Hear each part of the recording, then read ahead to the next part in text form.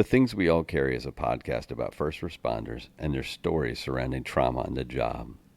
The intention of this podcast is to raise awareness and share meaningful conversation around a subject often viewed as taboo or simply ignored. Be aware this content may be graphic and it is real. It may not be suitable for children or adults triggered by this subject matter.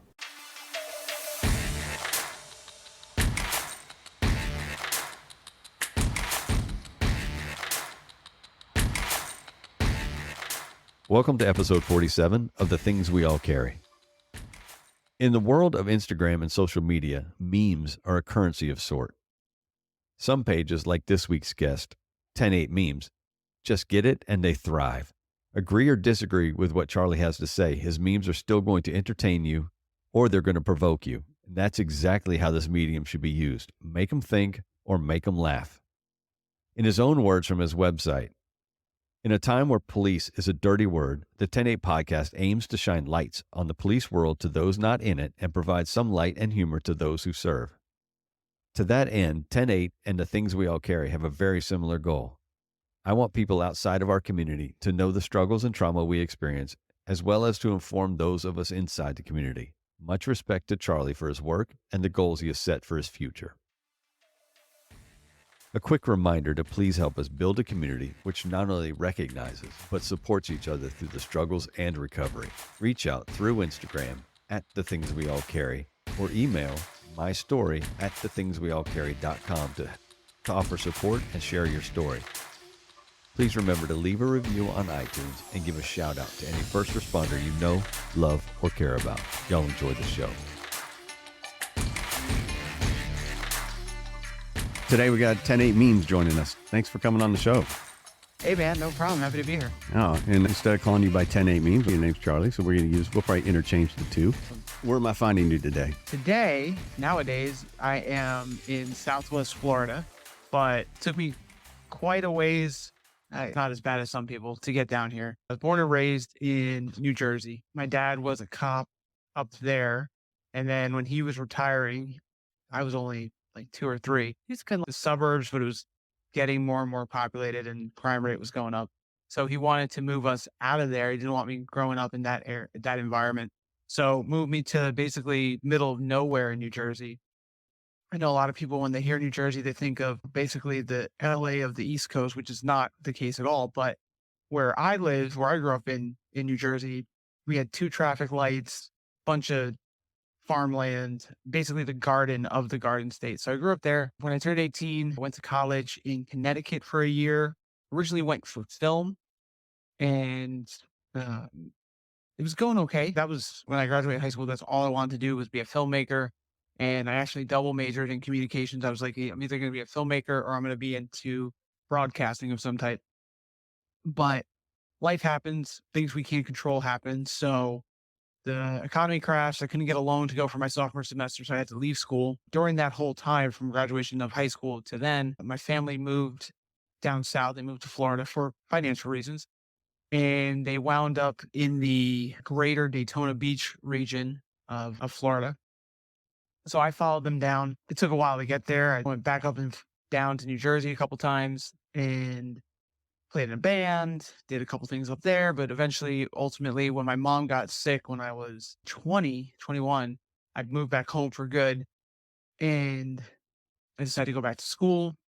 And there were like more issues with that, but I decided to go back to school. My mom passed away literally a week before I started school back up again. And at this point, I ditched the whole films thing because I knew film was a self-starter kind of industry, and I already did a lot of that with the band the year prior. So I was like, all right, I'm not doing that.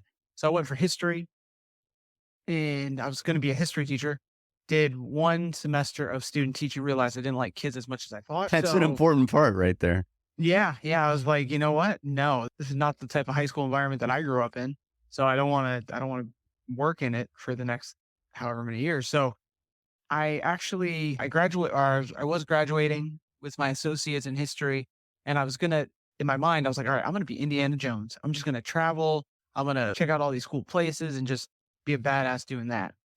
And I was accepted into the University of Florida, and that's what I was going to do.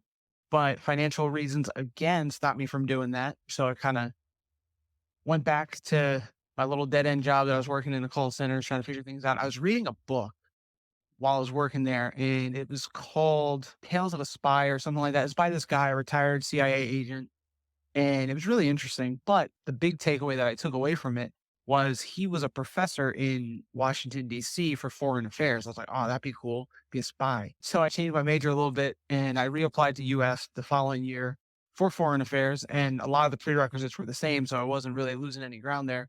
And so I got into UF again, couldn't go again because of finances. And I was like, all right, how do I make this cycle stop going? And I was like, oh, I could be a police officer on campus, go to school for free, get my degree, and then I can continue doing what I want to do. So I go to the police academy, and which had always been in the back of my mind, first with my dad. And then I had friends that did the police academy, and I kept asking them questions and just do it yourself. So I did. And again, this was just a means to an end at that point. I was like, man, that's my plan. And I did my first ride along and everything changed. It was, you know what? This is what I want to do. This is what I've been searching for. This is the high. And so I did a couple of them. And then the last ride along I did was with the agency that I got hired by. And so that was in 2015. So for the next 6.5 years, I was a cop. I was a cop in a pretty big city, which was a major culture shock to what I grew up in. Again, 2 traffic lights and no diversity or anything like that, to a major city with millions of people coming for special events around the year all over the world. And it wasn't too bad. I assimilated to it pretty quickly, had a great time. And then my last year there, which was 2021, I had already made the decision to move across state to be with my girlfriend and start life over here. And I had some traumatic things happen, which we can go into in a little bit, but just to touch on it real quick, one of my partners, one of my best friends, got shot in the line of duty. And next week, my sister, who at that point in my life was my only family, like direct blood related, and my father had passed away a few years prior to that, she passed away suddenly. And then a month later, the guy that got shot, he ended up passing away from his injuries.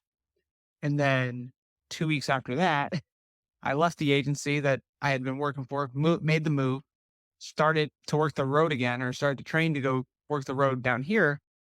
And a month into that, found out that one of my other buddies, who was first on scene to that shooting, committed suicide.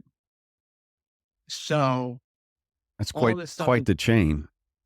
yes, absolutely. And so that was all within 3 months, I think. And the day of work after, so he committed suicide on a Friday. I was off. The next Monday, I go back into work and we're training. I'm still like getting prepped to go to the road.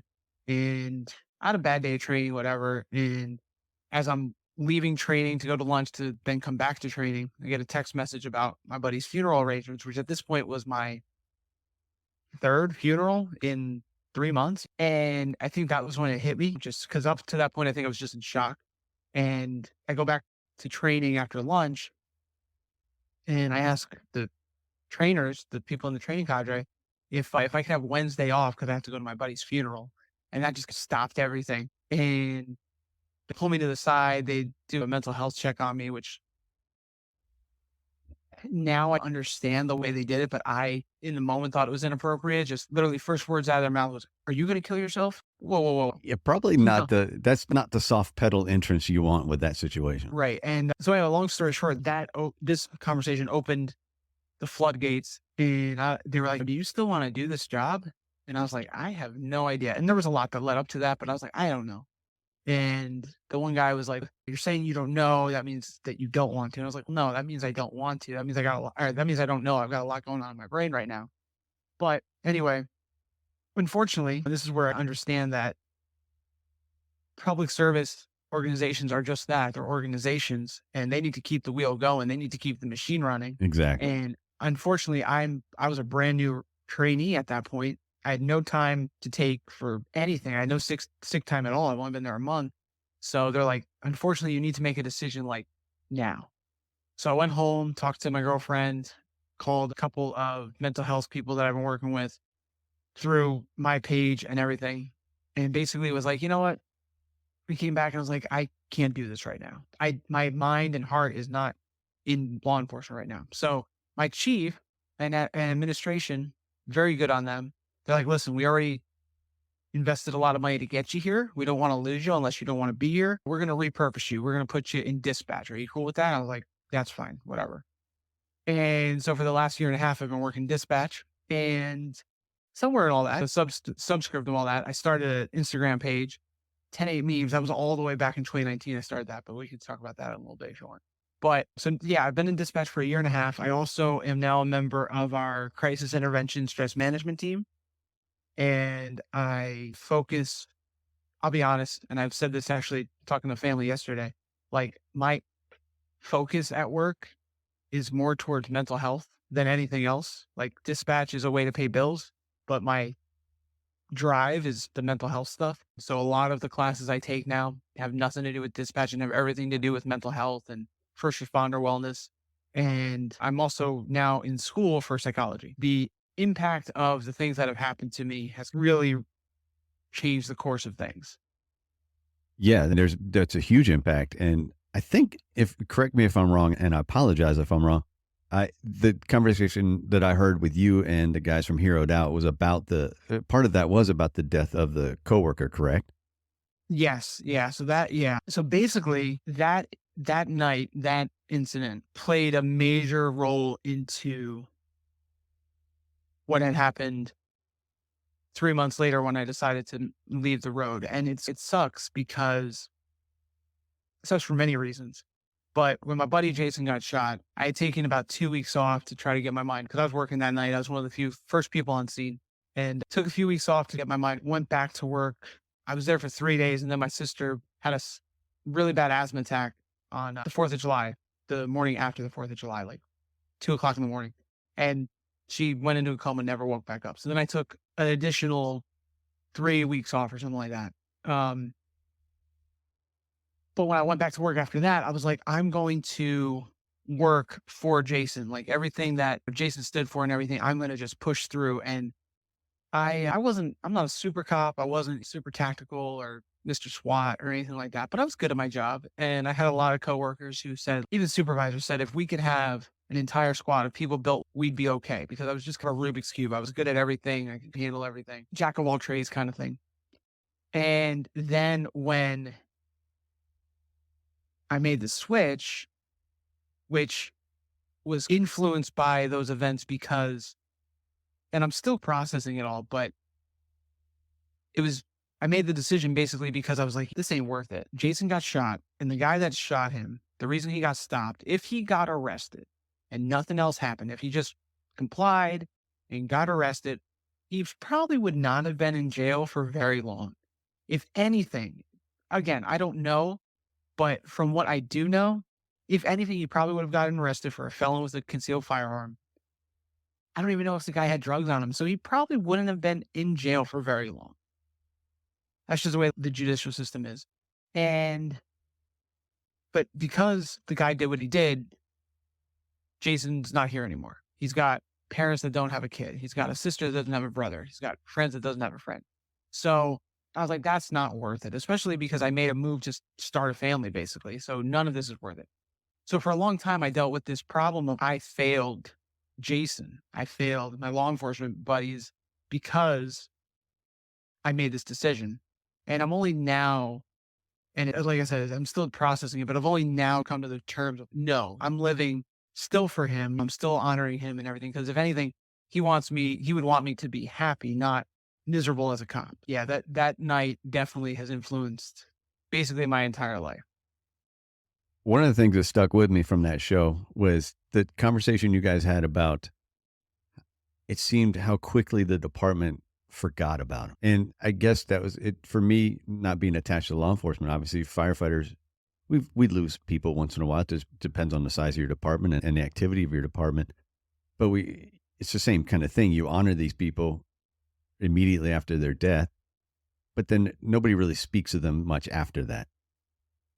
And is that what you guys found, or did you find that there was something more, I don't know, more sinister than that? There's two different things with that. So my biggest issue is cops here, just generally speaking, are just so toxic, right? You're these people that you would give your life for, you will bitch them out. You're going to curse their name. You're going to step on them to get a promotion if it would suit your needs. But again, we're a family, thin blue line, all that crap. And whatever, you have administration who will throw copious amounts of nonsense paperwork at you in way of IA complaints and write-ups and things like that. Basically teetering on the line of, is this person a good cop, blah, blah, blah. And then an incident happens and you're standing patch to patch, shoulder to shoulder at a funeral, bagpipes are going, tears are flowing.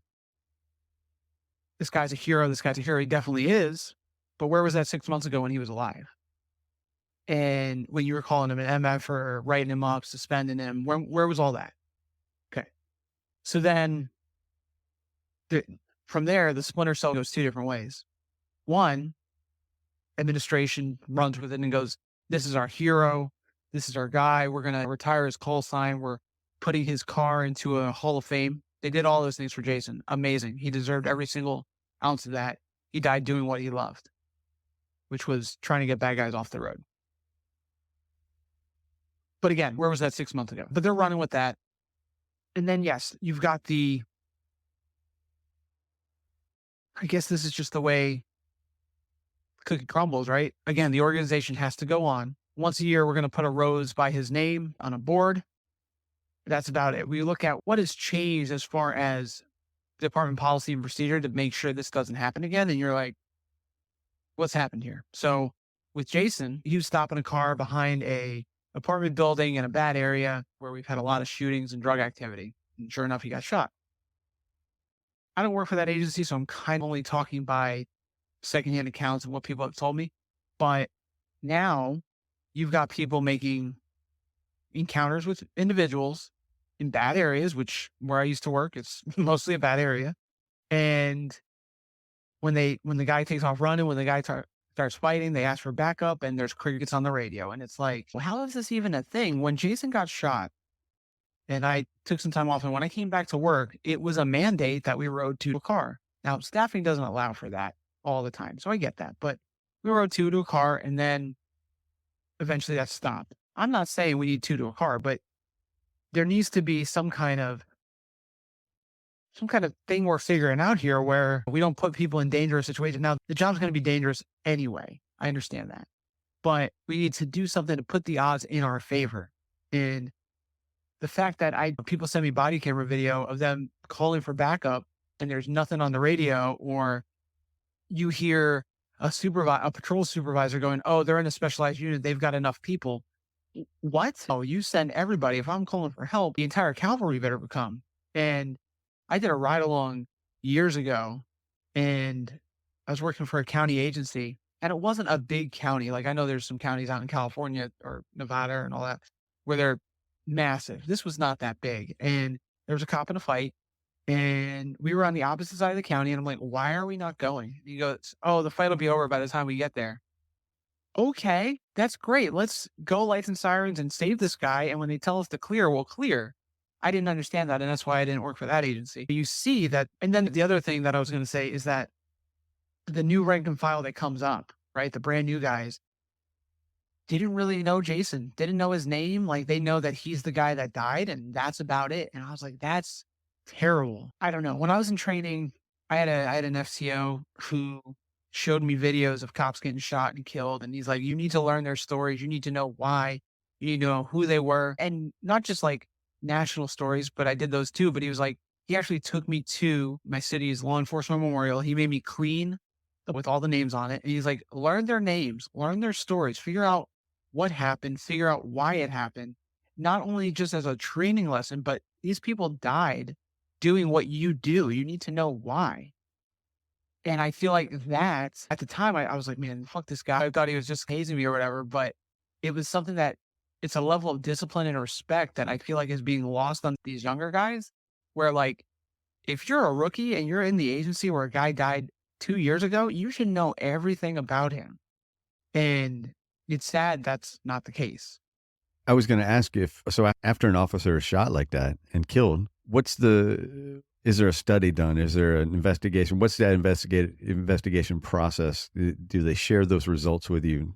And like you said, is there change then that comes, or do they make a suggestion for change and it's up to the department to decide whether they can or can't afford to do the change? I don't know. I will tell you from what I saw, unfortunately, the case is still open with Jason's killer. So I know there's a lot of things that maybe haven't been done yet or haven't been said yet because they don't want to interrupt the legal process in any way. I'm Right. not too sure. But so I'm not sure. And I'm not sure what changes could be made. Um The reason I I ask, will the reason I ask is because we had a firefighter that was killed in 2007 in my department, and they do what's called a NIOSH report. So they go in and they do an investigation, and suggested changes come out from that investigation. Some of the things that they talked about was a certain staffing ratio for fire engines and all our apparatus. And it makes sense that you have multiple people on a unit, but then we've never met that change. We just Mhm. accepted that, oh, it's too expensive. We can't do that. So we haven't made that change. What is that? 15 years later now. We're going on 16 years later now. We've never made that change. So that's why I was asking if maybe, but I'm sure if it's an open process, maybe they haven't gotten to that point. I don't know. I'm sure the Florida Department of Law Enforcement did something. I could only guess that when there's an officer involved, line of duty death, there's got to be something. There's just got to be because I couldn't see them not, right? Excuse me. And there's different organizations I know out there that study use of force and study officer involved shootings and they study that. So I'm sure there's something, but I'm not aware of it. We had my agency before, years before I got hired, we had an officer get killed. I don't know how many my old agency had, but we had quite a few. And there were policies that were enacted from that one. He was a motor officer and he was assisting with a traffic stop on the highway. Drunk driver came, hit him on his bike, and he died.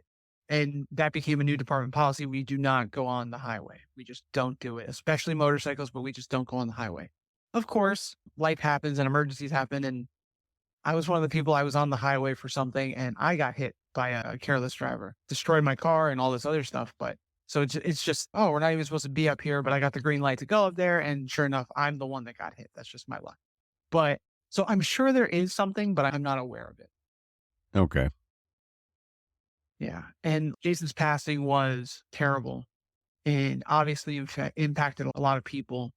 And to know that my buddy Pat, who took his life on October 1st of that year, 2021, his actions were directly related to PTSD from that incident through negative coping mechanisms from that incident. And that is what kind of turned the lights on in my head and was like, this is the problem. This is because I've been to Pat makes 3 law enforcement funerals for suicide.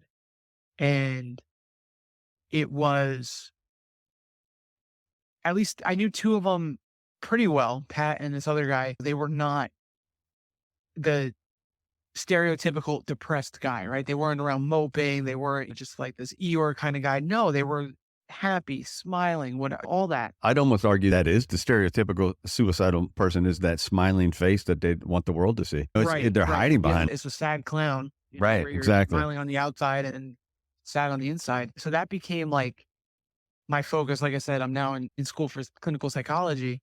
And in my new agency, we had a detective take his life. And so it's not getting any better. Last year in 2022, suicide was the number 1 killer in law enforcement. I don't know the numbers off the top of my head, but I know it was higher than being killed by a gun, killed by a car, killed by COVID. COVID might be higher, but that's a different story for a different time. That's But a different political story right there. but yeah, so it's the number 1 killer in law enforcement. And you look and you go, what is being done about this? And there are some things that are starting to turn. There's many of organizations, there's many pages out there talking about, which is great.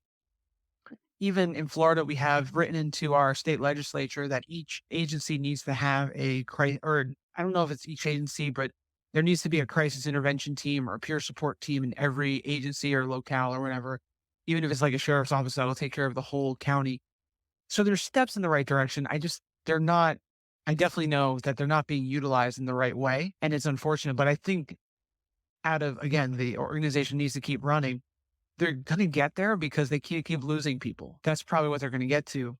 but that has been my skew of focus a little bit.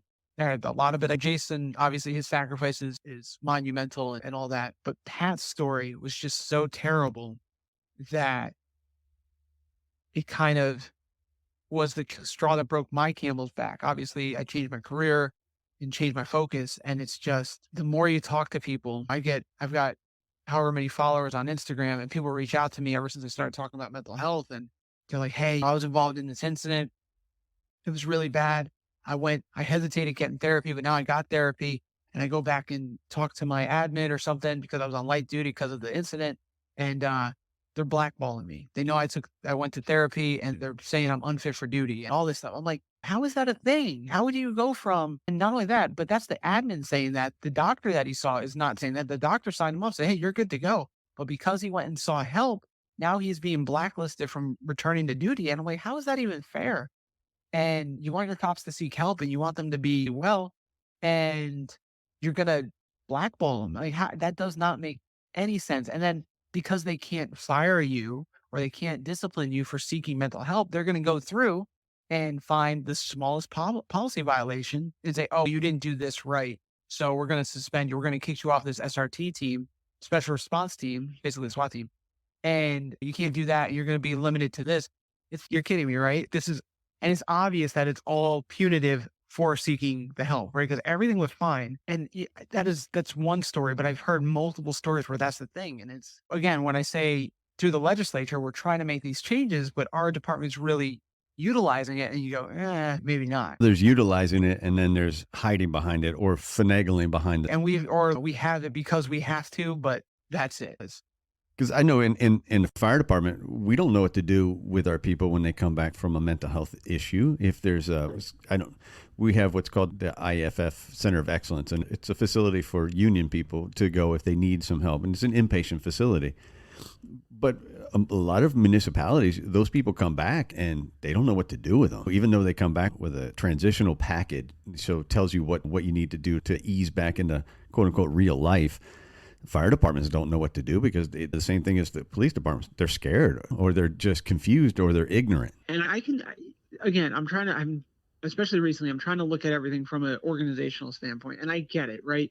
Because if something happens with that person, with that individual that was in therapy, and then, so let's say they get involved in an officer involved shooting, then what's going to happen? They're going to pull his docket. And even though psychology treatment would be covered by HIPAA, I'm sure there's a way to get out of it or get around it, especially if you're going to be a defense attorney or something like that. And they're going to go, oh, this person was obviously still not fit for duty. Right. And then you've got that windfall. And I don't know. So where's that fine line? And where do you stand on that? Is it, we want our cops to get mentally well, or we want our firefighters to get mentally well? Obviously, that's got to be the priority. But we need to figure out, okay, when is this good? Like, when do we not have to worry about any kind of ramification because he saw a dude blow his brains out, so he obviously can't just go right back to work. That part's fine. What is the hard stop where we go, this guy's good, we're going to put this behind us, we're not even going to talk about it anymore, he's good to go? And we need administrations to first figure that out and then stand with that. And I feel like right now, I don't know how administration is in the fire world, but so many police administrations are just buckling to all the pressure that comes to them. They're just weak leadership. They won't put their guys and girls first. And the moment there's like a little bit of resistance, they go, oh, no, you're absolutely right, Mr. Prosecutor, Mr. Defense Attorney. He was wrong. We're going to punish him. No problem whatsoever. We got you. So I've seen that too many. What's the reason behind that? Is that a political thing? Is that It's got to be. So the administration is that a political spot that they're in, or they rank and file the administration? And this is something that came up with my Heroed Out guys, is that so in Florida, I don't know how it is everywhere, so I'm only talking about Florida, but in Florida, the sheriff position is elected, right? They do this. Correct. Same in Virginia. Okay. And the chief of police is an appointed position. Yes, same thing. Now, okay, so here you're appointed by the mayor or the city council. And technically, that's a political job. If you don't fall in line with what the police or with the city council or the mayor wants, they're going to remove you. They're going to find someone that will. And you look at big cities like New York, Philly, Chicago, all these, the police chief or the police commissioner is appointed by that mayor. So it's a political job. And on my show, I talked to a former sheriff, or a current sheriff, but former chief of police, who used to work in Philadelphia. And he said, unfortunately, you may not like this whole defunding thing. You may not like the weaker tactics or whatever, but they're politically appointed. And so just yesterday, last night, I made a post about LAPD. They banned the use of the thin blue line imagery on all of their properties, all of their police officers and all that. They banned it. And I put it next to a statistic of the violent crimes in 2022 in LA, and it's through the roof. It's terrible. And I was like, that's what you're focusing on. You're focusing on a thin blue line, not the actual crime that's going on in your city. Way to protect and serve, guys. But it is, the administration is politically appointed. So I'm sure they were told, or they have to fall in line with a narrative. I don't know. I'm not in the back rooms. I'm not sure exactly what's going on.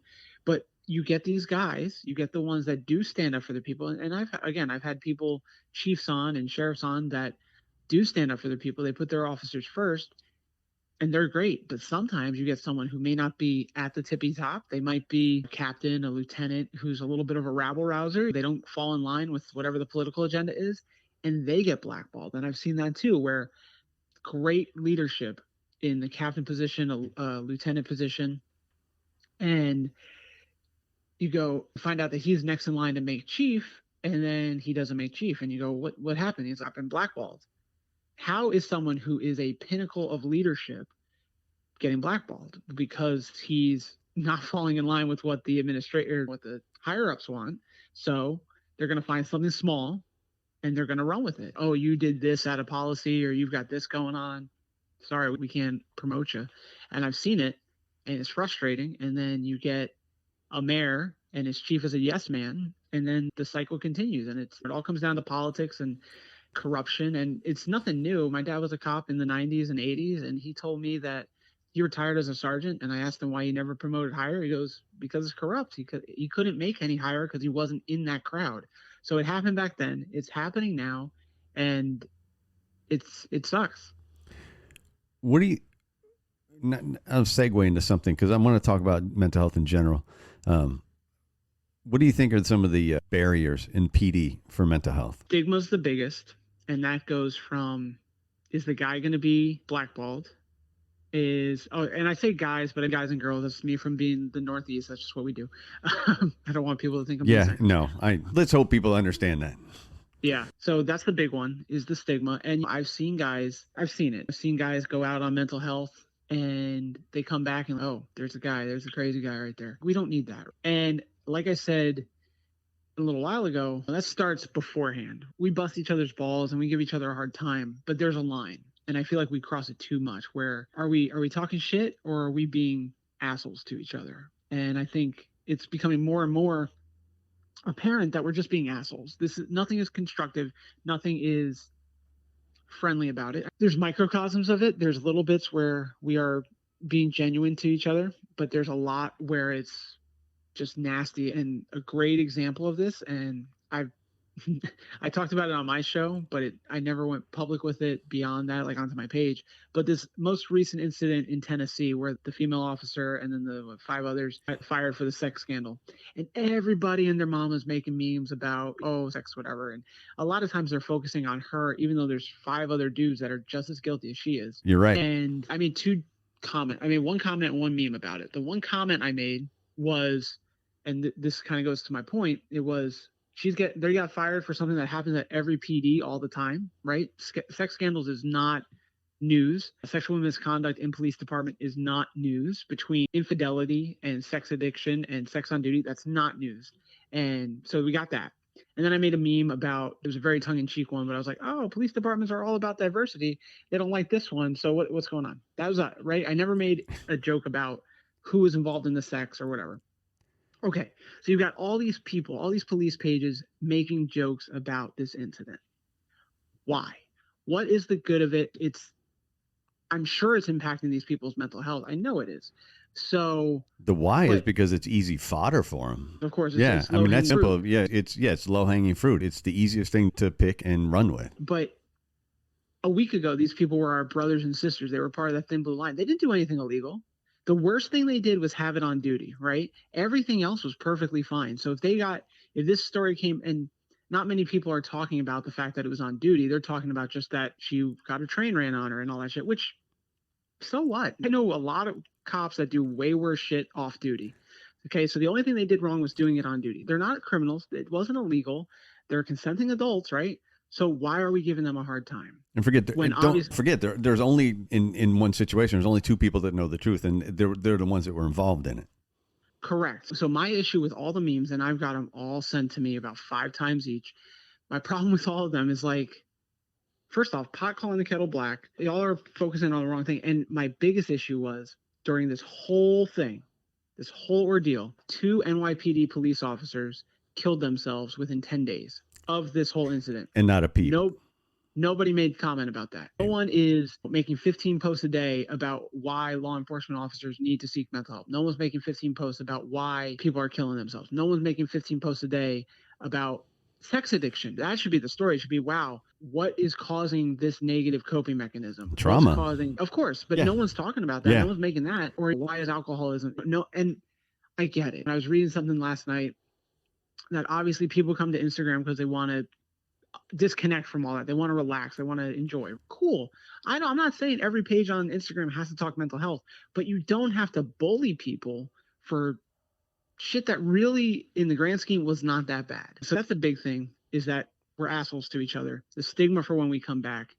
The organizational betrayal is major, which we touched on a little bit earlier. Those are the big ones. And just, we don't, in the academy, they always say, hey, make sure you got a hobby, make sure you got a way to relax when you get off the job, blah, blah, blah, blah, blah. But we don't really push that. No. And we don't push like resiliency training in general. Everyone is like, oh, well, I'm not in crisis, I don't need therapy. No, that's a great time to get into therapy, because you can start working the beginning, and then by the time shit hits the fan, you're all set. You know what you need, all that. And that's always been, not always, but in the last few months, that's always been my thing, is no, learn the tools now, so that way when shit hits the fan. And that's like why we train in high stress situations. Yes. How common is it going to be for us to be an active shooter? Minimal. Very unlikely, unless whatever, but very unlikely. But let's train it so that way when it does happen, we have an idea of what we're supposed to do, and everything under that isn't as difficult. That's how I feel about therapy. Let's train for the worst so that way we get better. And you look at these people in the police department, and their coping mechanisms are shit. It's drinking, it's partying, it's having sex, it's all these things that we, instead of going, hey, the police department is going to pay for y'all to go to a BJJ gym over here, go ahead. All you got to do is sign in the roster every day. We're going to cover the bill. Could you imagine how big that would be?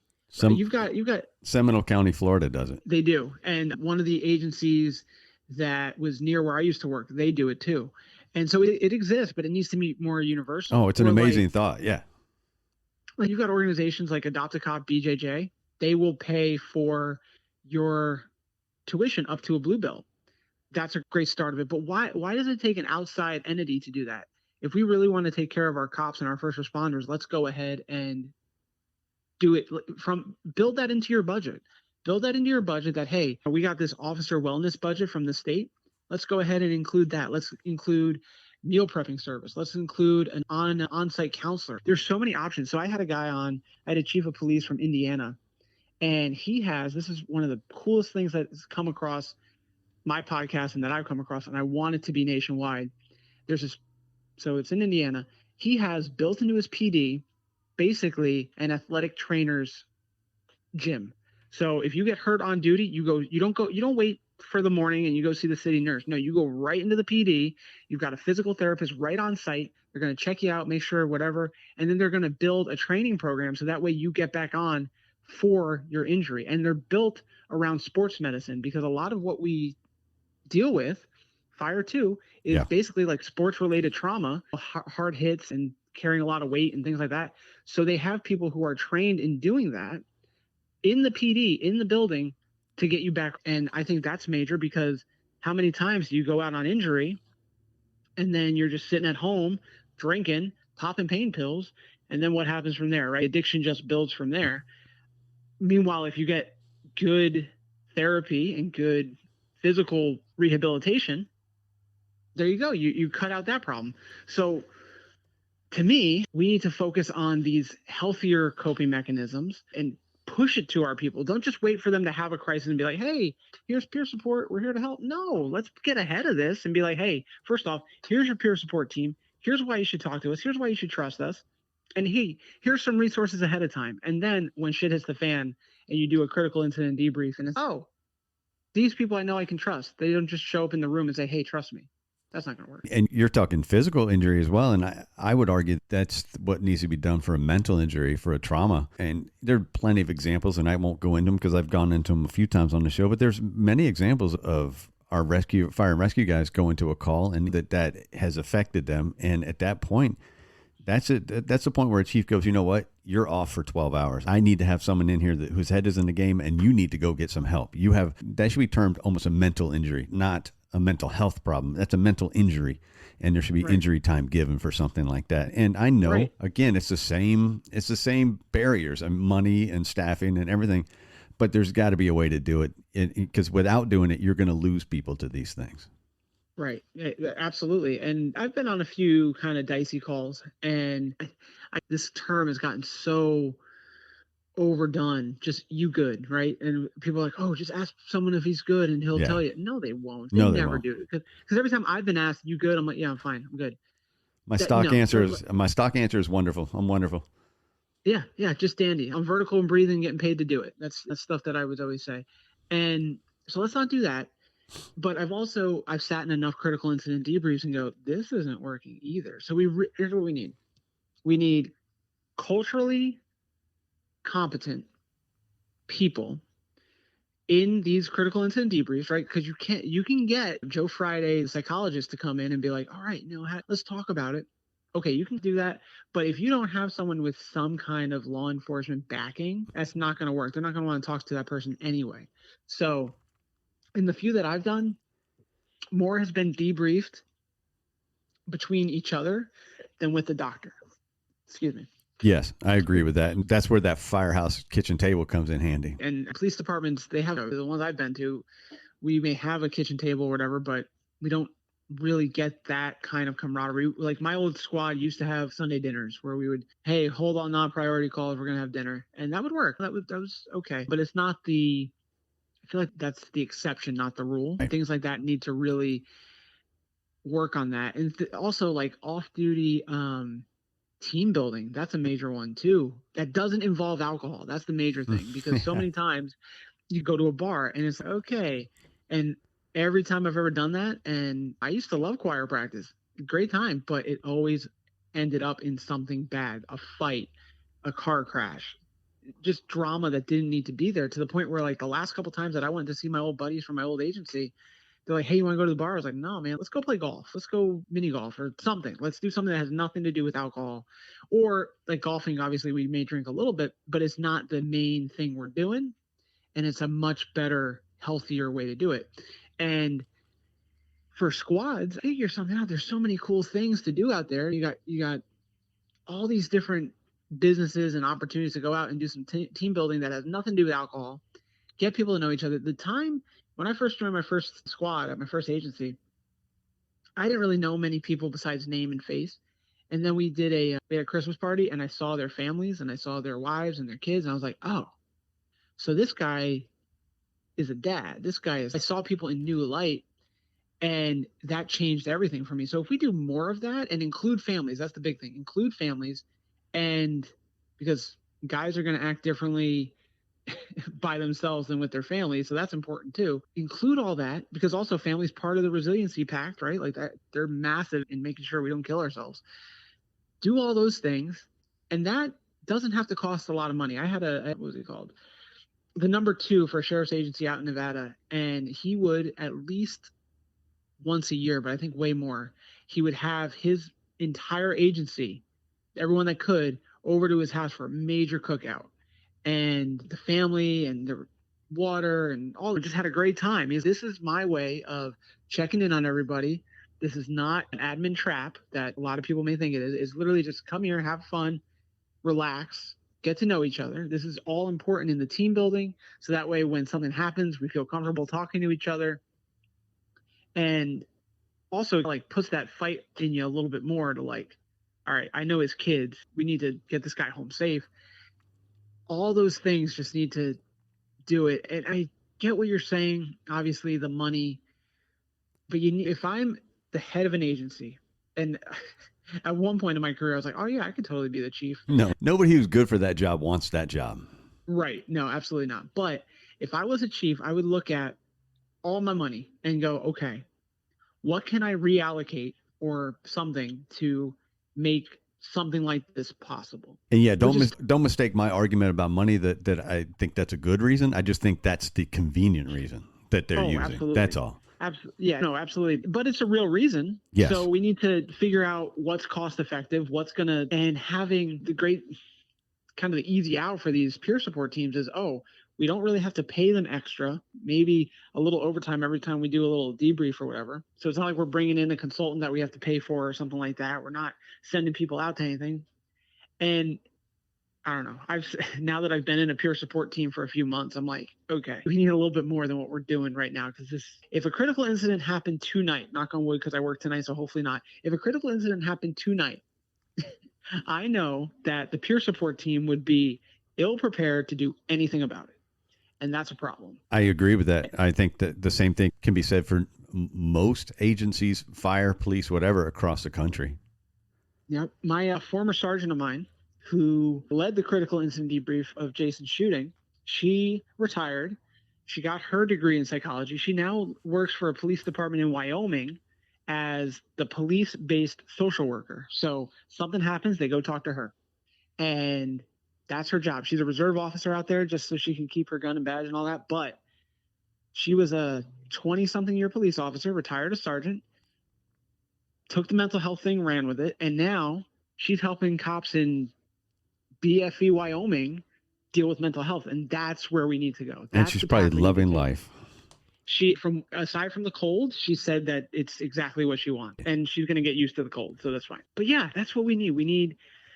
And I know, because the therapist I see is a retired cop, I know that there are cops out there who have gone this way and are willing to help other cops because something brought them to that mental health realm. So they want to help other cops deal with it too. And that's the path that because what I was talking about, the physical rehab and stuff, that's great.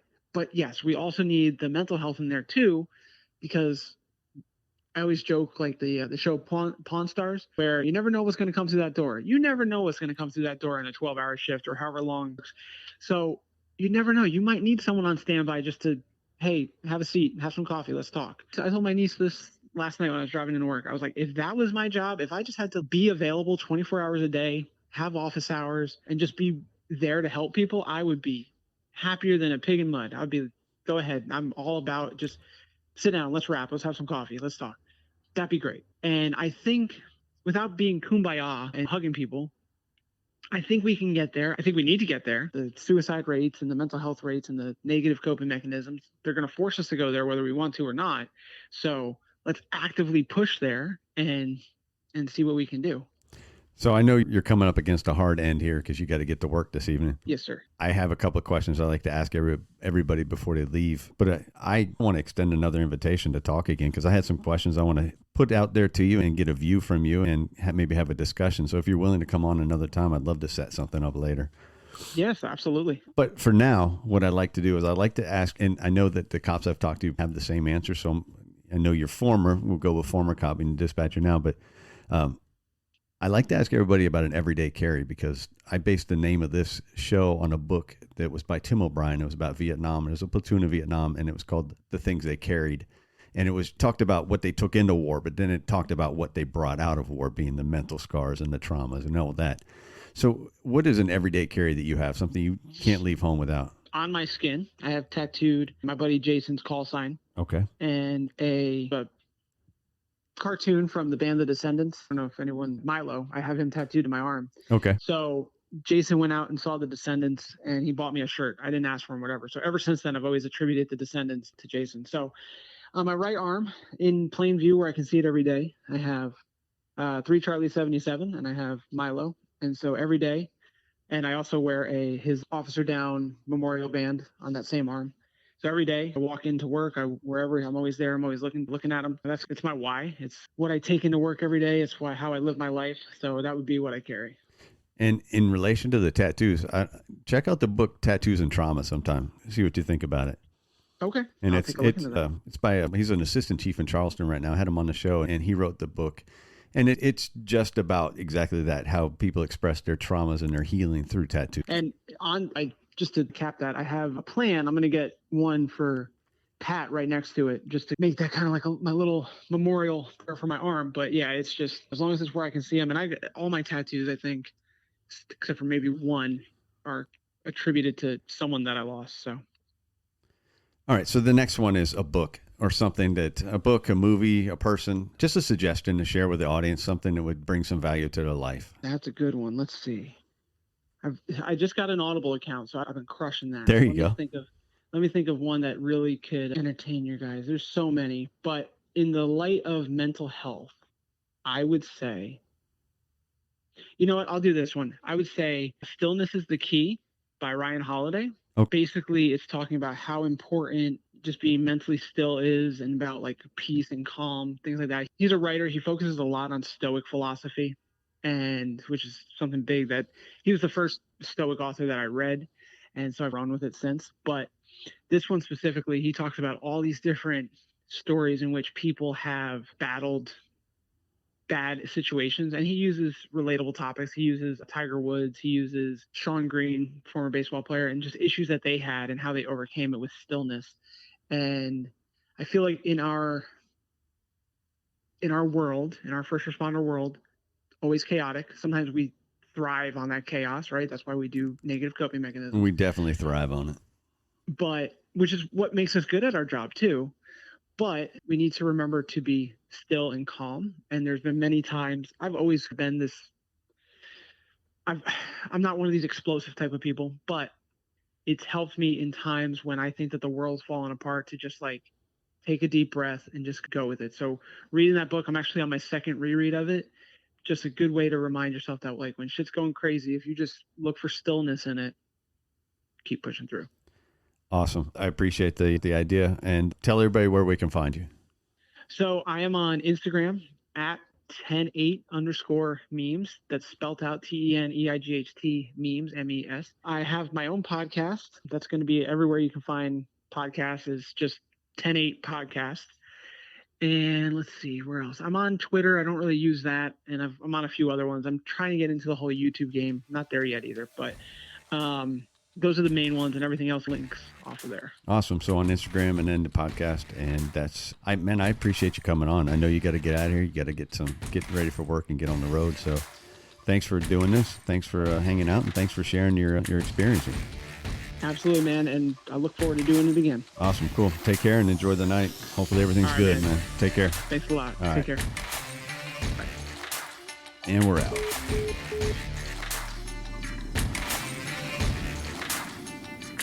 Thanks for listening to another episode of The Things We All Carry. Head over to the website, thethingsweallcarry.com, for show notes, resources, and to sign up for the newsletter. Until next week, take care of yourselves and remember to check in on each other.